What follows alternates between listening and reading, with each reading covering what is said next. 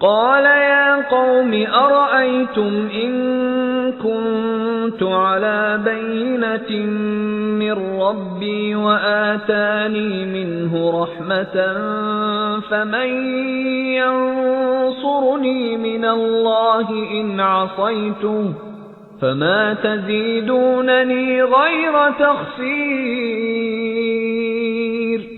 Saleh, peace be upon him, said, My people, what do you think?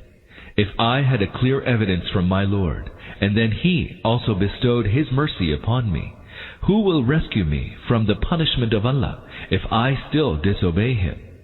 You can only make me lose even more. 73. This is the answer to the preceding question. If I disobey Allah by discarding the guidance I have received from Him in order to please you, you cannot defend me against Him. You will rather add to the intensity of my guilt of disobedience to Him.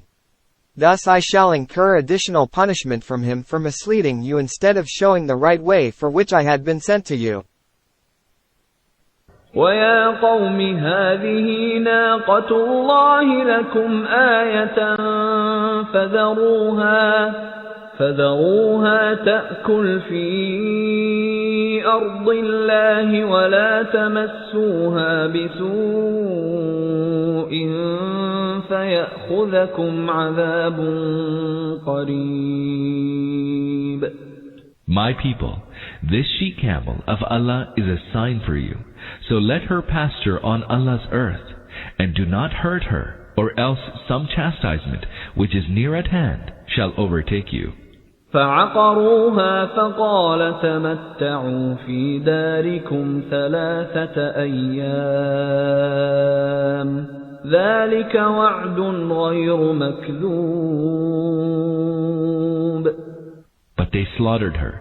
Thereupon Saleh, peace be upon him, warned them, Enjoy yourselves in your homes for a maximum of 3 days. This is a promise which shall not be belied. فَلَمَّا جَاءَ أَمْرُنَا نَجَّيْنَا صَالِحًا وَالَّذِينَ آمَنُوا مَعَهُ بِرَحْمَةٍ مِنَّا وَمِنْ خِزْيِ يَوْمِئِذٍ إِنَّ رَبَّكَ هُوَ الْقَوِيُّ الْعَزِيزُ. Then, when our command came to pass, we saved Saleh and those who shared his faith by our mercy from the disgrace of that day. Truly, your Lord is all-strong, almighty. 74. According to the traditions that are current in the Sinai Peninsula, Allah delivered them from the torment and led them there. There is a mount near Jabal-i-Musa, known by the name of Prophet Saleh, where, it is said, the Prophet took refuge after the destruction of his people. وَأَخَذَ الَّذِينَ ظَلَمُوا الصَّيْحَةُ فَأَصْبَحُوا فِي دِيَارِهِمْ جَاثِمِينَ. And the blast overtook those who were wont to do wrong, and then they lay lifeless in their homes. كَأَن لَّمْ يَغْنَوْا فِيهَا أَلَا إِنَّ ثَمُودَ كَفَرُوا رَبَّهُمْ أَلَا بُعْدًا لِثَمُودَ.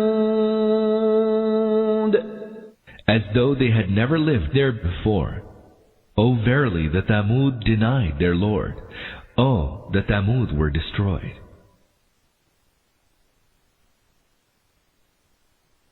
وَلَقَدْ جَاءَتْ رُسُلُنَا إِبْرَاهِيمَ بِالْبُشْرَى قَالُوا سَلَامًا قَالَ سَلَامٌ فَمَا لَبِثَ أَن جَاءَ بِعِجْلٍ حَنِيذٍ. Indeed, our messengers came to Abraham, peace be upon him, bearing glad tidings. They greeted him with peace, and Abraham, peace be upon him, answered back to them, peace, and hurriedly brought to them a roasted calf. This shows that the angels visited the Prophet Abraham, peace be upon him, in the human form, and that initially they did not disclose their identity. The Prophet Abraham, peace be upon him, therefore, thought that they were strangers and immediately arranged a good meal for them.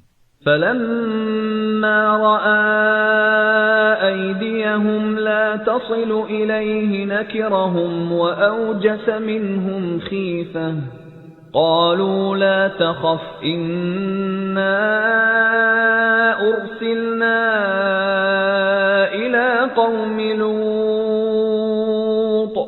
When he perceived that their hands were not stretching to it, he mistrusted them and felt afraid of them. They said, "Do not be afraid. We have been sent to the people of Lot, peace be upon him." When he 75. This shows that the angels had come. 76. Some commentators are of the view that Prophet Abraham, peace be upon him, was afraid of them because of their refusal to eat his meal. He had concluded that they had come to him with some evil intention. For, according to the Arab tradition, if some strangers refused hospitality, it meant that they had not come as guests but as enemies to plunder. But this view is not supported by the succeeding verse. 77. The wording of their answer shows that Prophet Abraham, peace be upon him, had understood from their refusal to eat that they were angels. But he was afraid of their visit because he knew that the coming of the angels in the human shape did not bode well. So he was fearful that they might have come to take them to task for some offense committed by the people of his household or of his habitation or by himself. Had it been the same thing that the commentators presumed, then their answer should have been, "Don't fear us, for we are angels from your Lord." But the answer they gave to remove his fear, "Don't have any fear, for we have been sent to the people of Lot, and not to you," shows that Prophet Abraham,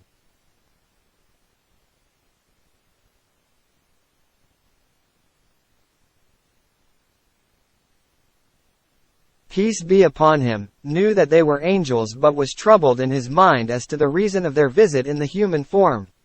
This was because the angels came in human form when someone was either to be put to a hard trial or punished severely for some offense. وَامْرَأَتُهُ قَائِمَةٌ فَضَحِكَتْ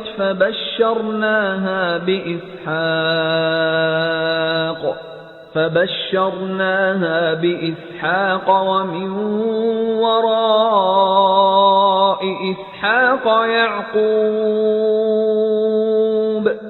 And Abraham's wife was standing by, and on hearing this she laughed, and we gave her the good news of the birth of Isaac, and after Isaac of Jacob, peace be upon them.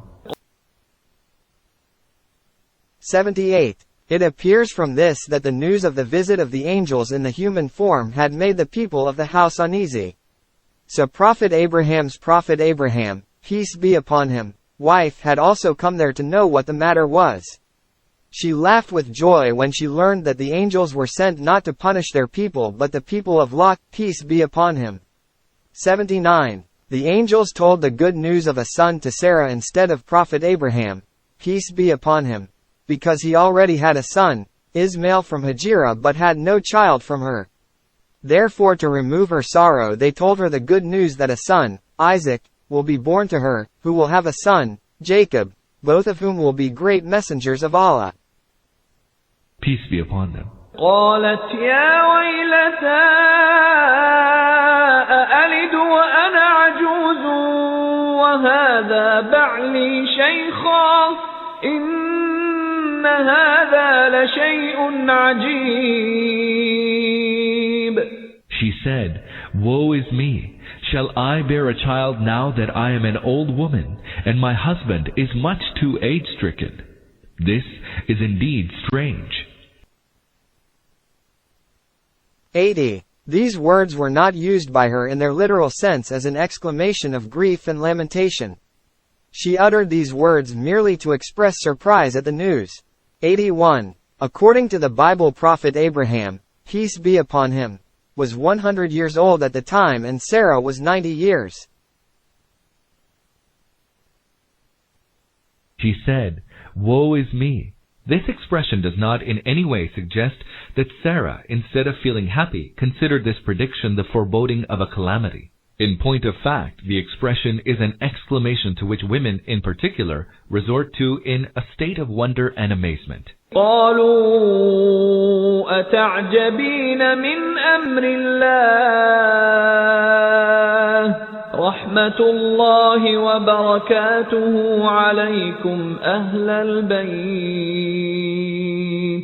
إنه حميد مجيد. They said, "Do you wonder at Allah's decree? Allah's mercy and His blessings be upon you, O people of the house. Surely He is praiseworthy, glorious." 82. The question was posed to her to remind her that though people of old age do not bear children, it is not beyond Allah's power to bring this about. Therefore a true believer like her should not show any surprise at the good news when it is conveyed to her from Allah. فلما ذهب عن إبراهيم الروع وجاءته البشرى يجادلنا في قوم لوط. Thus, when fear had left Abraham, peace be upon him, and the good news had been conveyed to him, he began to dispute with us concerning the people of Lot. 83. He began to argue with us, is the expression of affection and endearment which manifests the nature of close relationship of Prophet Abraham, peace be upon him, with his Lord. This helps depict the picture of the argument that the servant had with his Lord for pleading the case of the people of Lot. He pleaded persistently, "Lord, avert the coming scourge from the people of Lot." The Lord replied, "These people have become so degraded that no good was left in them, and their crimes have become so heinous that they deserve no leniency at all." But the servant still persisted, "Lord, give them more respite, even if a little good yet remains in them. Maybe it should bear some fruit." This dispute has been recorded in the Bible rather in detail, but the concise mention in the Quran is more meaningful. For comparison, please refer to Genesis chapter 18 verses 23 to 32. إن إبراهيم لحليم أواه منيب. Surely, Abraham, peace be upon him, was forbearing, tender-hearted, and oft turning to Allah. يا إبراهيم أعرض عن هذا إنه قد جاء أمر ربك وإنهم آتيهم عذاب غير مردود. Thereupon our angels said to him, "O Abraham, peace be upon him, desist from this, for indeed your Lord's command has come, and a chastisement which cannot be averted is about to befall them." 84. A superficial view of this incident from the life of Prophet Abraham, peace be upon him, in the context it occurs might lead one to consider it to be irrelevant, especially as an introduction to the coming scourge on the people of Lot. But if one reviews this in the light of the object for which these historical events have been related here, one will come to the conclusion that its mention is most apt here. In order to understand its relevancy, we should keep in view the following two things: sad face. 1. These historical events have been related here to warn the Quraysh that they were absolutely wrong in their self-delusion, that they were quite immune from the scourge with which the Quran was threatening them because of their relationship with Prophet Abraham, peace be upon him, and their guardianship of the Kaaba and their religious, economic and political leadership of Arabia. They thought that Prophet Abraham, peace be upon him, whose descendants they were, was a beloved servant of Allah and would, therefore, intercede for them and defend them against any scourge from him. That is why the graphic picture of the death of Prophet Noah's, peace be upon him, son has been drawn to show that the prayer of a great prophet like him could not save his own son from the scourge. Not only was his prayer rejected, but he was also taken to task for making a request for his wicked son. Then this second incident from the life of Prophet Abraham, peace be upon him, has been related to show that, though Allah was very kind to him, He rejected his appeal for the people of Lot because he had tried to intercede for the wicked people, which was against the requirements of justice. 2. This incident from the life of Prophet Abraham, peace be upon him, has been related along with the destruction of the people of Lot for another object as well. The Quraysh had forgotten that the law of divine justice had always been operating continuously and regularly, and there were open proofs of this all around them. On the one hand, there was the case of Prophet Abraham, peace be upon him. He had to leave his home for the sake of the truth and righteousness and to live in a foreign country where, to all appearances, he had no outward power to support him. But divine justice rewarded him for his righteousness with a son like Isaac and a grandson like Jacob, peace be upon them, whose descendants, the Israelites, reigned supreme for centuries over the same Palestine where he had taken refuge as a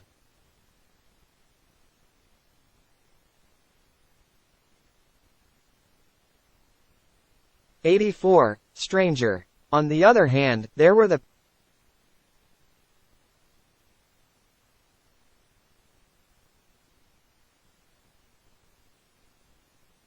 stranger. On the other hand, there were the people of Prophet Lot, peace be upon him, who were living nearby in great prosperity, which had intoxicated them so much that they lived in open wickedness, totally forgetting that they would be overtaken by retribution from Allah. So much so that they scoffed at the admonition of Prophet Lot, peace be upon him. But divine justice came into operation at the same time, when it was conveying the good news to Prophet Abraham, peace be upon him, and decreed that those wicked people should be annihilated from the face of the earth. As a result of this, no vestige of their habitations was left on the surface of the earth. This fact should serve as a lesson to the wicked people for all times. ولما جاءت رسلنا لوطا سيء بهم وضاق بهم ذرعا وقال هذا يوم عصيب. And when our messengers came to Lot, he was perturbed by their coming and felt troubled on their account, and said, "This is a distressing day." Day 5. Please keep in view, N 63-68 of Surah Al-Araf. 86. From the tenor of the details of the story as given in the different parts of the Quran, it becomes quite clear that the angels came to Prophet Lot, peace be upon him, in the form of handsome boys, and that he was unaware that they were angels. He was troubled and distressed in his mind, for he knew how wicked and shameless his people were. He also felt quite disturbed, therefore, at the sight of visiting young وجاءه قومه يهرعون إليه ومن قبل كانوا يعملون السيئات قال يا قوم هؤلاء بناتي هن أطهر لكم فاتقوا الله ولا تخزون في ضيفي أليس منكم رجل رشيد. And his people came to him rushing. Before this, they were wont to commit evil deeds. Lot said, "My people, here are my daughters. They are purer for you. Have fear of Allah and do not disgrace me concerning my guests. Is there not even one right-minded person in your midst?" 87. By my daughters, Prophet Lot, peace be upon him, might have meant either of the two things. He might have referred to the daughters of the community as my daughters, because the relationship of a prophet to his people is as of a father to his children. But it is also possible that he ought have meant by this his own daughters. Anyhow, this could not have been an offer of adultery, for the succeeding sentence, "They are purer for you," leaves no room for such a misunderstanding. This makes it quite obvious that Prophet Lot, peace be upon him, admonished them in this way so as to turn them to the females for the lawful gratification of their sexual desires instead of seeking unnatural ways. 8. قالوا لقد علمت ما لنا في بناتك من حق وإنك لتعلم ما نريد. They said, "Surely you already know that we have nothing to do with your daughters. You also know well what we want." 8. This answer of the people of Prophet Lot, peace be upon him, shows that they had gone to the lowest depth of depravity and openly and brazen-facedly declared that they did not want females but males. This was the proof that they had not only left the natural way of purity and strayed into the unnatural way of impurity but had also lost all interest in the natural way of gratification.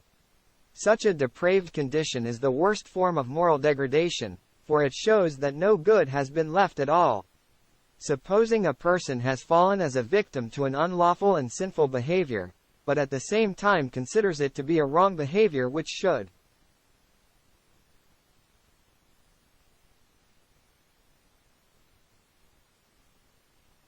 be avoided, there is hope for the reform of such a person, and even if he does not mend his way, the utmost that can be said about him is that he is a depraved person. On the other hand, if a person gives himself wholly to the unlawful because he has no interest in the lawful, such a filthy person is not worthy of being considered a man at all, and therefore should be wiped out of the earth. That is why Allah decreed that the people of Prophet Lot, peace be upon him, should be completely annihilated from the face of the earth.